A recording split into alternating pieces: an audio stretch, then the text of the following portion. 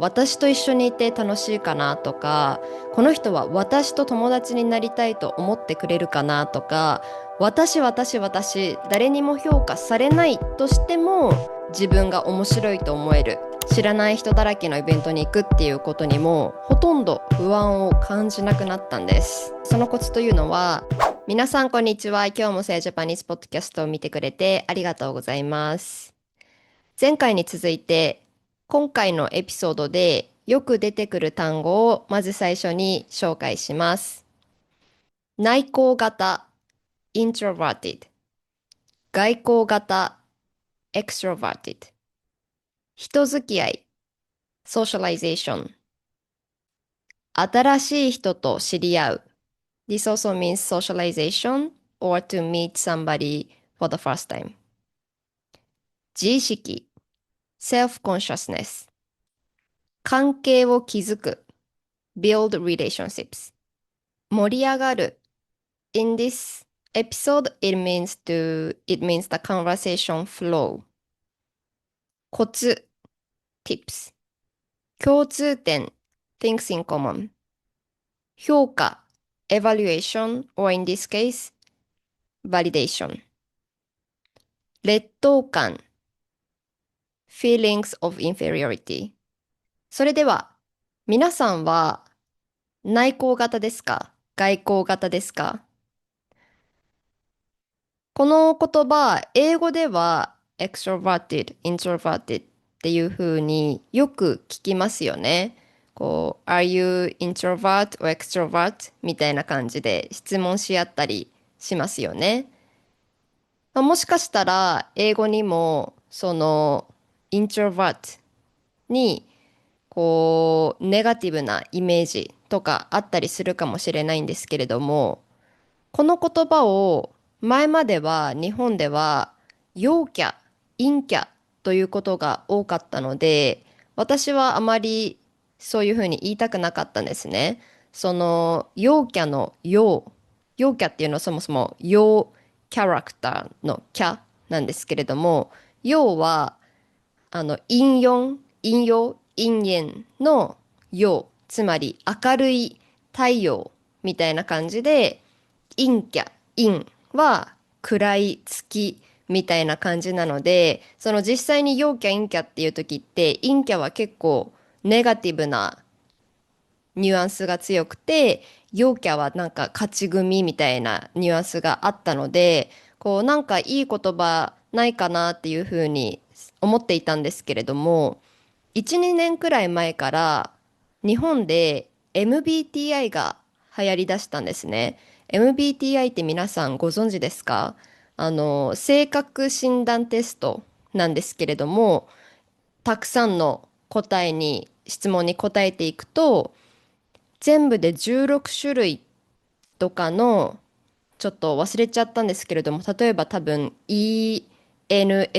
とか INTP みたいな、そういうアルファベット4つもしくは5つで、こう性格が分類されていて、自分の性格パターンを見つけられるっていうやつで、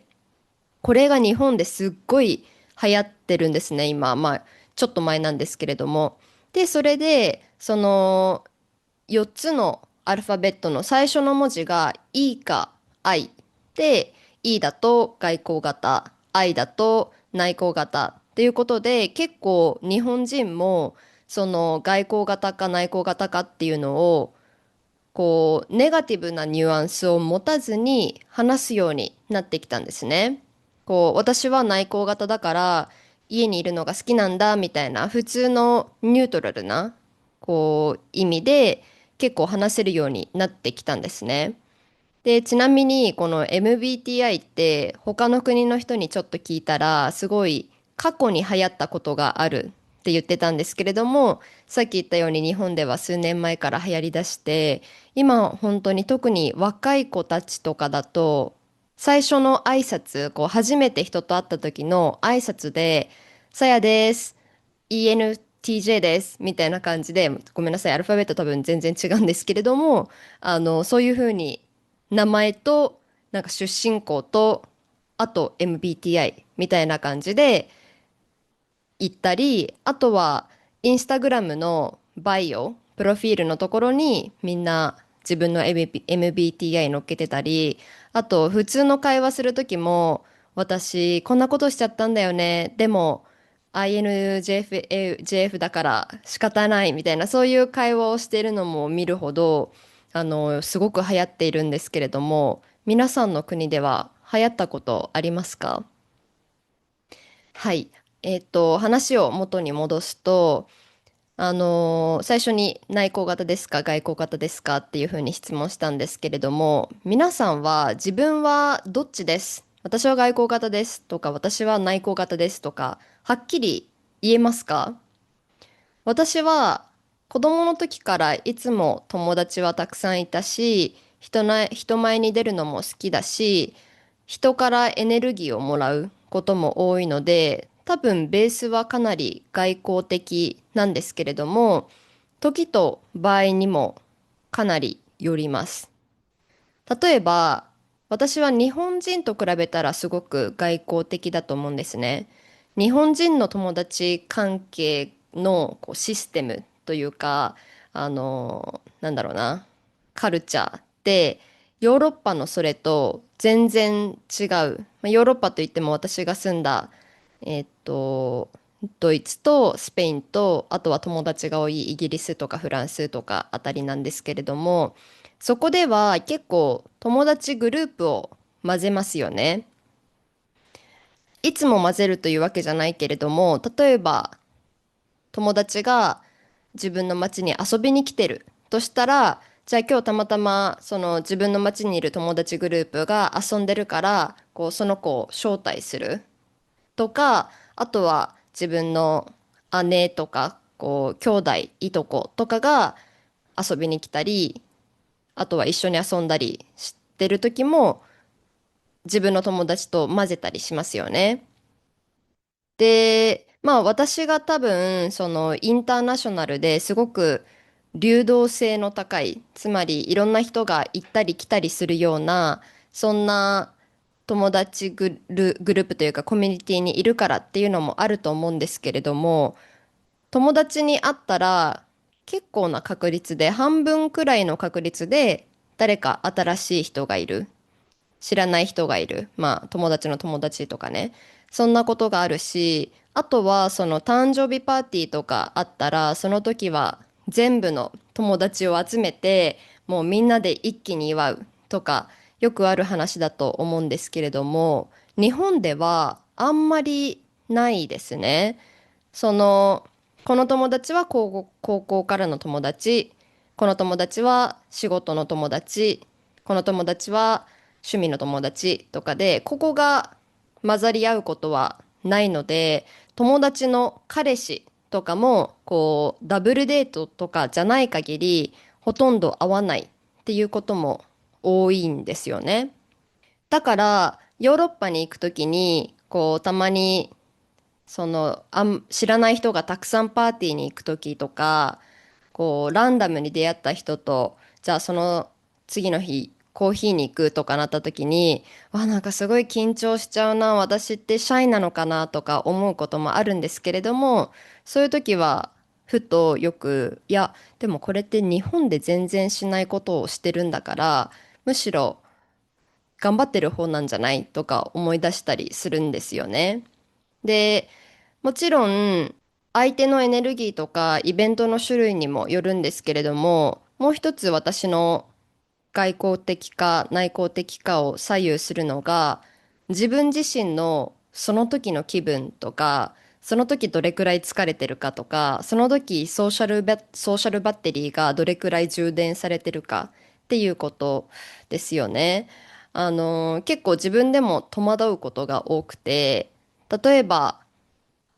あるソーシャルイベントに行くまではすごく緊張していて、どうしようもう行くのやめとこうかなとか、その誰がいるのかちょっとグループで確認してみたりとか、すごく、緊張して前もっていろんなことを考えていたのに、いざ着いたら、もう全然そんなのも忘れてすごく楽しんでたり、で、楽しんでたと思ったら、じゃあ2、3時間後に急にふと、はっ疲れた。ってなって、もうそこから誰とも話したくなくて、もう家に帰ることばっかり考えてる。で、家に帰ったら今度その次の日丸一日一人になりたいとか、まあこういうふうに結構、なんだろう、早く変化するので、私の人付き合いが好きか嫌いかっていうのが。なので、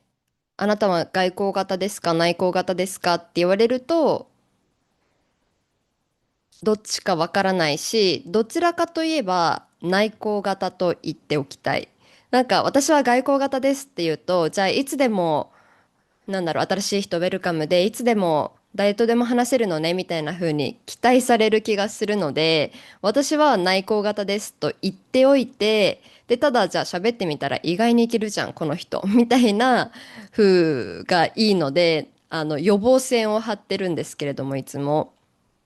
でも、こういう風な人って結構いるんじゃないでしょうか。このポッドキャストを聞いている皆さんで、わかるよっていう方いますか？でもこれってすごく普通なこと、多くの人がこんな感じだと思うので、全然悩む必要もないし、それを変えようとする必要も全くないと思うんですけれども、私にとっては、なぜこういう風になるのか理解できていなかったから、コントロールが難しいっていうこともあったんですね。その、なんだろう。自分が外交的な気分だった時に、いろいろ予定を入れて、いざその時になったらすごい疲れちゃって行きたくないって思ってしまったり、あとは自分楽しみにしてたのに急に行きたくないって思い始めると、自分に裏切られた気分になっちゃったり、あとは本当は楽しみたいのに、そのイベント自体は楽しみたいのに、不安とか前もっていろいろ考えてることが勝っちゃって、こ素直に楽しめないということが時々あったんですね。で、無理してまで新しい人に出会ったり、ソーシャルイベントに参加しなくても全然いいんですけれども、私の場合は、家族からだいぶ離れて暮らしていますし、昔の友達とかオフィスとか学校とか、その所属する場所もないですし、あとはさっき言ったように、その、インターナショナルで、出入りの激しい流動性の高いコミュニティにいるから結構常に友達作りの努力をしていないと一人になってしまうんですね。だからそんな状況なのに人付き合いは苦手とかちょっともうダメじゃんとかいうふうに自分を責めてしまうというか悩むっていうこともあったんですね。で、なので最近ちょっと考えていて、特に私にとって人と出会うとか、人と交流する、友達関係を作る、関係を築くっていうのは、どういうことなのか、どういった意味があることなのか、どんな関係を築きたいのか、どんな人と知り合いたいのかとか、いろいろ考えてたら、あることに気づいて、で、それに気づいて以来、新しい人と知り合ったり、知らない人だらけのイベントに行くっていうことにも、ほとんど不安を感じなくなったんです。なので、ここからはそのコツと、なぜそれが私にとってはうまくいっているかを説明します。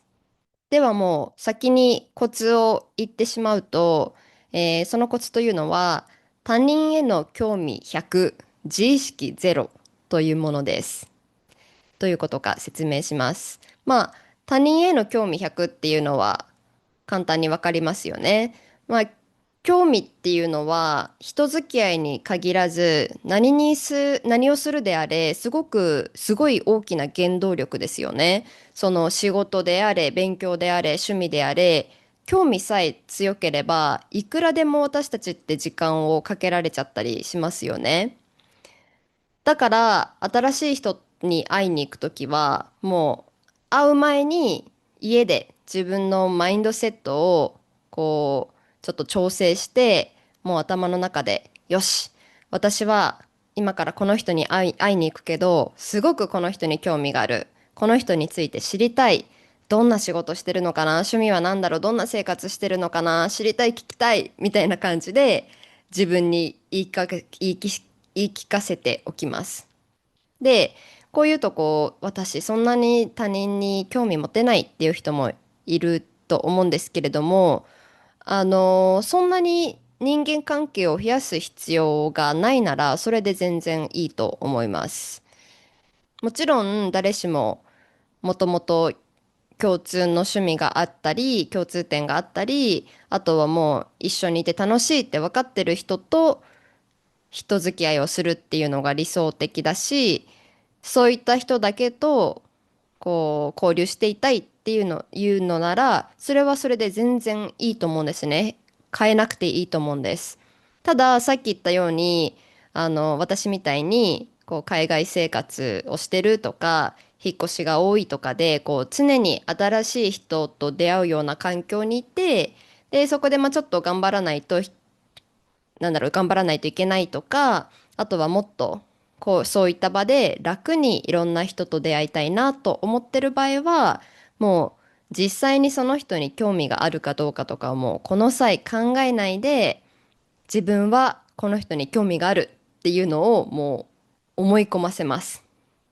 私が実際この方法をやり始めてから、実は自分はそんなに興味がないと思っていたことも聞いていくうちにかなり面白かったっていうことに気づくことが多いです。共通点がないとしても、ないからこそ新しい考え方とか自分が知らない世界観とか世界を知れるチャンスですよね。例えば私が今まで前はこの人と話つなげるの難しいかもって思ってしまっていたような人は、例えば自分の生まれた町から一度も出たことがなくて、仕事は9時5時の、じゃあコンサルタントとかいう私がよくわからない職業で、趣味はお菓子作り、週末は夫と過ごすとか、そんな人ですね。で、この人がつまらないというわけじゃ全くなくて、その共通点を通して人とつながるっていう人付き合いの仕方をしているとしたら、共通点が少なすぎるので、ちょっと難しい。私はずっと、私はインターナショナルな生活が長いですし、会社に勤めたことがないですし、お菓子作り私は興味ないですし、結婚もしていないので、なので、どうしよう、共通点がない、話すことがないって前までならなっていたんですけれども、これを知らない世界だから興味があるっていうマインドセットに変えると、この人から聞きたいことって山ほどありますよね。例えば、その町に住んでるのってどういう感じなんだろう。もし小さい町だとしたら、どういうコミュニティとか人とのつながりがあるんだろうとか、コンサルってよくわからない仕事なら、じゃあどういう仕事なのか、どんなことしてるのか、一日のスケジュールはどんな感じなのか聞いてみようとか、お菓子作りも、じゃあ日本のお菓子作りと比べてどんな違いがあるんだろう。で、結婚してる、じゃあ結婚観、なんで結婚したんだろう。結婚生活をうまくいくコツって何なんだろうとか、結婚して変わったことはあるかとか、いろんなことを聞けますよね、とにかく。で、もし、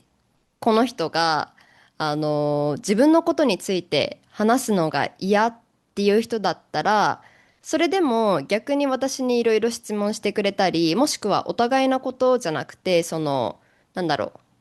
一般的なこと、社会のこととか、他のことについて話が盛り上がるなら、それで全然いいですし、で、もし自分のことについてもその人は話したくないし、私にも質問してくれないし、一般的なトピックでも全然会話が盛り上がらないっていう人がいたら、それは、私に合う人ではないんだなっていうふうに早めに判断して、それ以上頑張って話をつなげようとかいうふうにはしません。で、まあこういうふうに聞くと、それはそれでなんか次々に質問する、これはどうですか、これはどうですかとか、もういろいろ聞いてくる、それはそれでちょっと、なんだろうな、強烈な人の感じがするかもしれないんですけれども、別に実際にその次々質問するわけじゃなくて、大体はその自分が興味があることを2、3個聞いたら向こうも質問してくれて、そこから自然に会話が広がったり、あとはその質問していくうちに共通点が見つかって、それでその共通点について話が進んでいったり、で、さっき言ったようにそれでも全然話が続かなかったら、それは合ってないんだなっていうふうに判断して、それ以上頑張りませんし、で、その質問っていうのも、その会う前に、この人に会うからこれとこれを聞いておこうとかいう、時々デート前に、緊張するデート前にそういうふうにする人がいますけれども、そういうふうにはしていなくて私は、なぜかというと、その質問するっていうこと自体がゴールじゃないからです。ゴールはこの人のことが知りたい。どんな人なのか知りたい。そのゴールに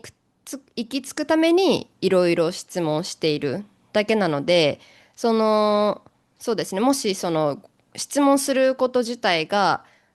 ゴールになってしまうと、本当にこれ好きですか、はい。これはどう思いますか、こう思います。これをやりますか、しません。みたいな、そういうね、質問と答え、質問と答えだけの会話になってしまうので、必ずその、これをやるときは、自分の目的を忘れないようにしています。ちなみに皆さんは日本人と交流するのは得意ですか、楽しめていますか？日本人と交流となると、こう、日本語という壁がさらに出てくるので、普通の交流よりさらに難しくなると思うんですけれども、普段からなるべくネイティブの日本人と自然に話す練習をしておくと、実際にそういった場面になった時にも、自然に言葉が出てくる、自然に会話がつながるということがあります。で、その練習はぜひ私が運営しているサヤズジャパニーズスクールの先生としてみてください。今週また新しい先生を紹介します。みゆ先生です。みゆ先生は今ペルーに住んでいる日本人の先生で、彼女はすごくおしゃべりが上手です。人の話を聞いて、その話からこう会話を広げて、でその会話から必要な語彙とか文法はしっかり指摘するっていうのが、上手ですし、何よりもすごい人柄が優しくて、こう、あ、そうなんだって、うんって聞いてくれたり、あとは生徒が言うことに興味を持ってくれるので、こう本当にまるで日本人の友達と会話をするような感覚で日本語を上達させることができます。三好先生のプロフィールはキャプションに入れているので、ぜひトライアルレッスンを予約してみてください。それでは本題に戻りましょう。では、これがその他人への興味100っていう部分なんですけれども、これが前までうまくできていなかった原因があって、それが自意識です。今まで自意識がこれを邪魔しちゃっていたんですね。どういうことかというと、よく考えたら、今までその新しい人に出会うのが怖いとか、ソーシャルイベントが怖いって考えた時に、何が怖かったかっていうと、例えば、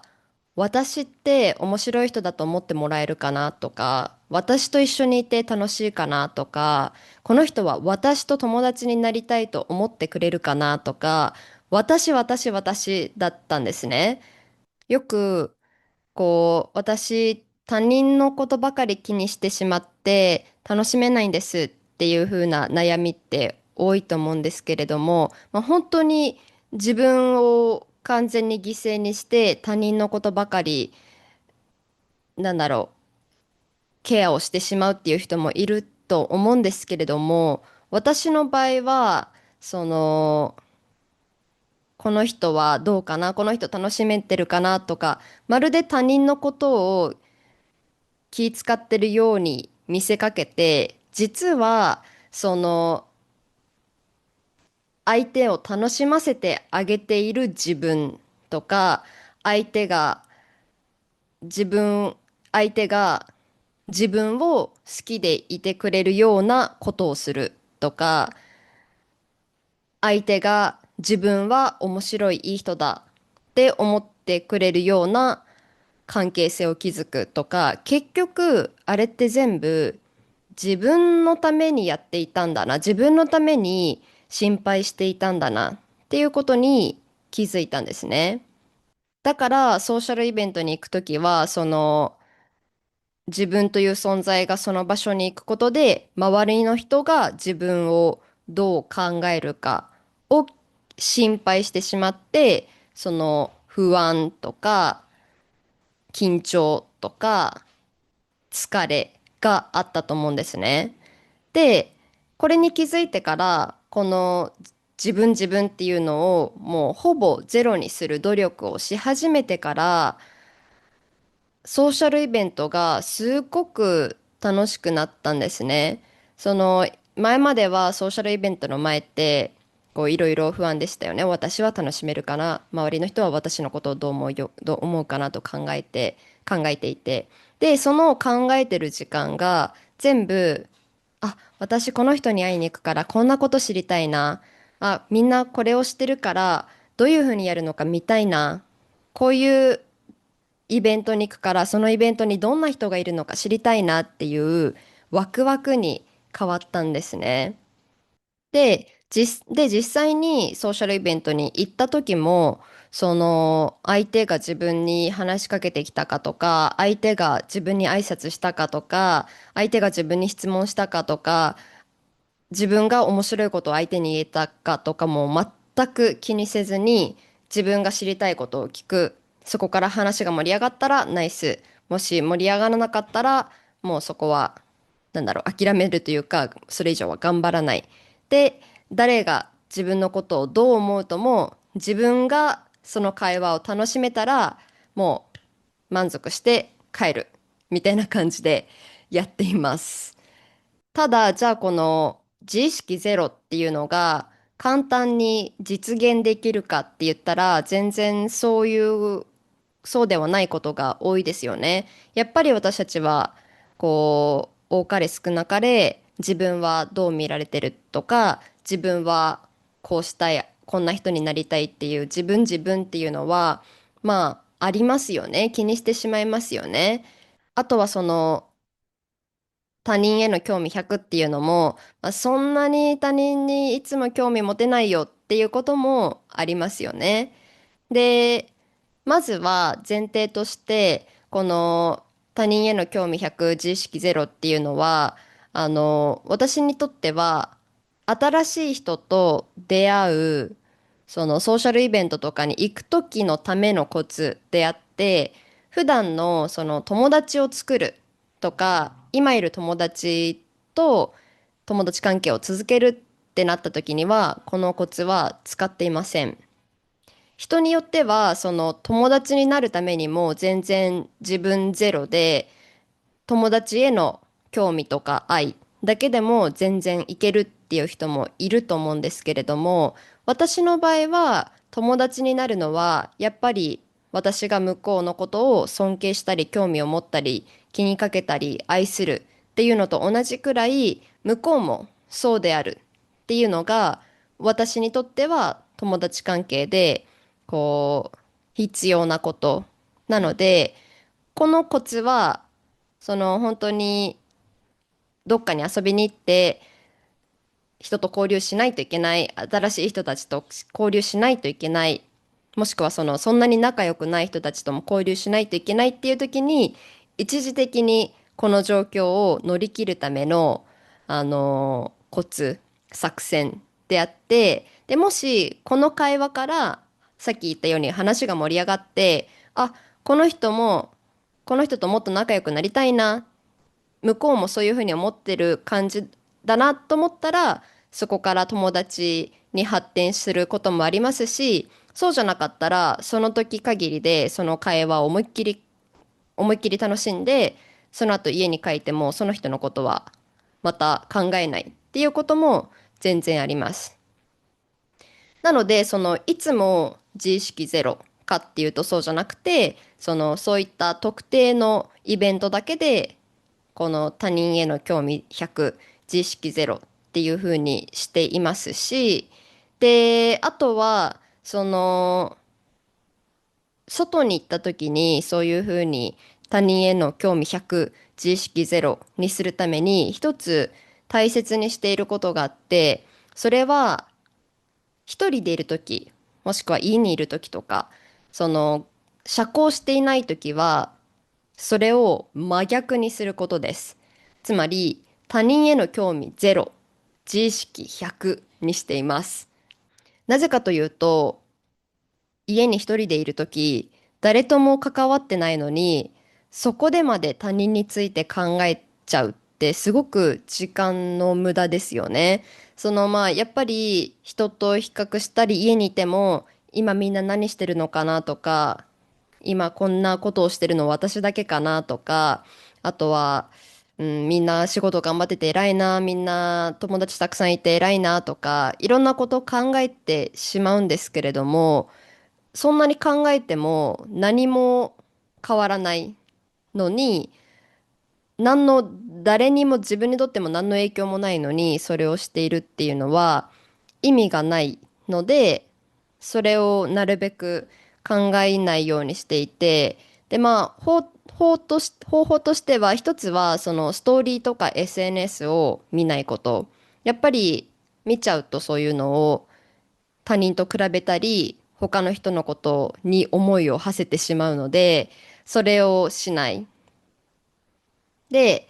他人について考える時間が減ると、自分に使える時間がたくさんできます。で、その時間を私は、さっき言った自意識100の時間、自分にしっかり時間をかけて自分に向き合ってあげています。その社交とかするような時とか人間関係の際に自分を他人と比べてしまったり、相手が自分のことをどう思ってるかを気にしてしまうっていうのは、多くの場合は自分の自己評価の低さとか自信のなさから来てるじゃないですか。で、来てることが多いと思うので、私はその自分時間ができた時に、そういったことを克服するための時間に使っています。どういうふうに克服するかというと、例えば自信のなさは、自分への愛のなさから、愛のが欠けていることから来ることがあるので、例えば運動して自信を高めたり、あとは瞑想とか、日記を書いたりして自分のことをもっと深く知ったり、あとは仕事も頑張って自分ができないな、悔しいなって思ってることはもうどんどん挑戦していく。例えば私は前まですぐ疲れちゃうとか、泳げないとか、あとはスペイン語を話せないとか、そういった劣等感があったんですけれども、それも、できないなって考えるのはやめて、もう克服しちゃおうということで、やり始めました。スポーツもいろいろ始めたし、スペイン語の授業に向き始めたし、水泳も、学び始めたんですね。なので、こういうふうに、他人と一緒にいる時も、他人と自分を比べてしまって、くよくよしてしまったり、暗い気持ちになってしまうし、さらに自分一人でいる時も他人のことを考えて、どうしようとか自信をなくして悲しい気持ちになるっていうのは本当にもったいないことなので、難しいですけれども、一人になったらもうその時間は自分のために存分使う。で、自分のために使うっていうのは頑張るっていうことだけじゃなくて、例えばさっき言ったように、人に会った時にそんなに人に興味持ってないとか、自分が興味ない会話をそんなに楽しめないっていう人もいるかもしれないんですけれども、私は自分が興味があることとか、自分が楽しめるトピックっていうのは自分一人、もしくはさっき言ったようにそのすでに仲がいい友達と存分好きなだけ話す、もしくは調べる、知るようにしています。だからそういうふうにやっておけば、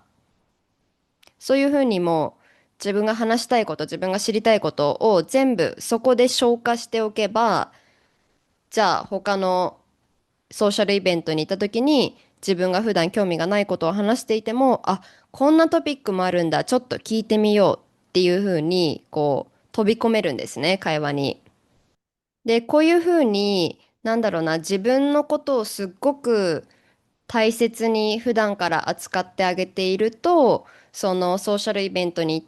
ても、その他人が自分のことを面白いと思ってるか、他人が自分の友達になりたいか、他人が楽しいと思えてるかっていうのは全然気にならないんですね。なんでかっていうと、自分一人でいる時にもうとことん自分が面白いことをやってるし、とことん好きなことをしてるし、とことん自分のことを愛してあげているので、その、なんだろうな、その相手が自分のことをどう思おうと、家に帰ったら自分は自分が面白いっていうことを知っているので、それで完結するという感じです。まあこの自分にどう思われようと自分さえ分かっていれば大丈夫っていうそのなんだろうな、他人からの評価を手放すっていうのは、まあその新しい人と出会うとかソーシャルイベントとかそういうレベルじゃなくて、もっと難しい話、こう複雑な話だと思うので、まあ、これについてはいつか他のエピソードを使って話せたらいいなと思っていますが、今簡単に説明すると、私はこのことを結構数年前、ここ数年訓練して改善しようと思います。改善しようとしています。で、どんな訓練かっていうと、例えば、まずは、ソーシャルメディアにあまり自分の生活をあげません。まあ、今もそういう習慣がないからっていうのもあるんですけれども、昔って、例えばじゃあ、ある旅行に行きます。で、その旅行で写真を撮って、ストーリーに載せることで、あ、この人旅行行くような面白い人なんだ、楽しい人なんだ。とか、こう、友達との面白い場面を写真に撮って投稿して、あ、この人ってこんな話ができるんだ、みたいな、その、やっぱり他人にどう見られているかを気にしてあげてしまうっていうことが多かったので、もう私はそれをほぼ一切しない。一切しなくても、その場所に行って自分さえ楽しめればいいっていう風な生活しかしない。その逆にもしその場所に行って写真を撮らなかったり投稿とかしなかったら全然面白くないっていうような、なんだろう、イベントだったらもう参加しない。で、これはソーシャルメディアだけじゃなくても、その後で例えばあるドキュメンタリーを見て、その話を誰かにして、あ、この人ってそんなことも知ってるんだって思ってほしいとか、ある経験をして、私こんな経験したんだよねって後で話して、あ、この人こんな面白い経験をしてるんだっていうふうに思われるとかいうのも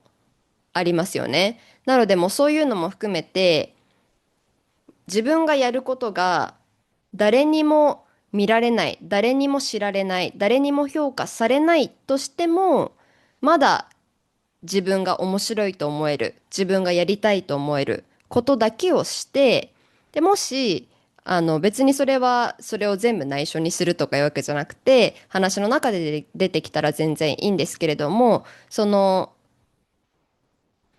何をやるにせよ、目的は自分が楽しいと思えること。で、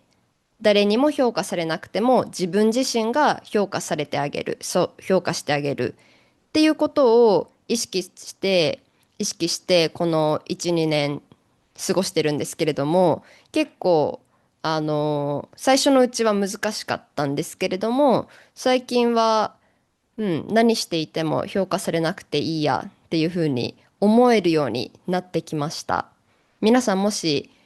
皆さん自身のコツとかあったらぜひ教えてください。で、もちろん、そういった自分の趣味とか自分の知りたいことを知るとかを、その他人から評価されずにやるっていうことはすごく大切なんですけれども、そういうふうにやってると自然に人って面白くなりませんか？その私自身がみんなと話していて、その他人からの評価を気にせずに自分が好きなことを好きなだけやってる人ってやっぱり話してて楽しいし、いろんな経験をしてるからはすごいなって思うし、もっと知りたいなって思うので、結果を気にせずに自分がやりたいこととその過程を楽しむ。結果的に誰にも評価されない、誰にも見られない、何の結果にもつながらないとしても、自分が楽しいからやるっていうのはすごく大切だし、最近やっぱりソーシャルメディアとかで見せるっていうのが普通なので、私も忘れかけていることなのかなと思っています。はい。というわけで、このコツをつかめて実行できるようになってから、ソーシャルイベントとかが全然、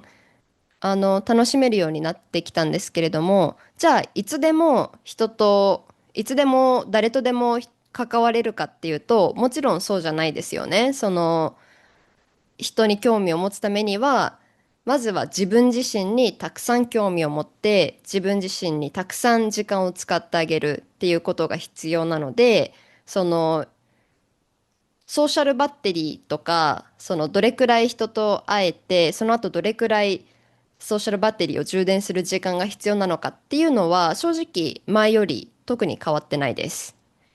ただ、今日あんまり人と楽しめなかったなとか、人に全然会いたくないなっていう時に、なんでだろう、なんで自分っていつもこうなんだろうって悩む代わりに、あ、多分自分への時間を十分に取れてなかったな。もっとしっかり休まなきゃなとか、もっと自分が好きなことを自分でやらなきゃなとか、あとはもっと家族と時間過ごさなきゃ、もっと仲のいい友達も大切にしなきゃっていう風に、その優先順位を簡単に見つけて、それをまずはやって、で、やってるとふと、新しい人にも会いたい気分になってきたぞっていう風に切り替わるので、その前みたいにモヤモヤするっていうことがなくなりました。はい。伝わりましたか？もうまた今回は20分ぐらいの短い話にしようと思っていたのに長くなってしまいました。皆さんはどうでしょうか？どんな、ソーシャルイベントとか、人と交流する上でのコツとかはありますか？もしあったらぜひコメント欄で教えてください。それでは最後まで聞いてくれてありがとうございました。If you want to learn Japanese more interactively, you can find the best teacher for you at Saya Japanese School, a quality-first online Japanese school founded by me. Visit sayajapanese.com for more information. Thanks for your support and happy learning!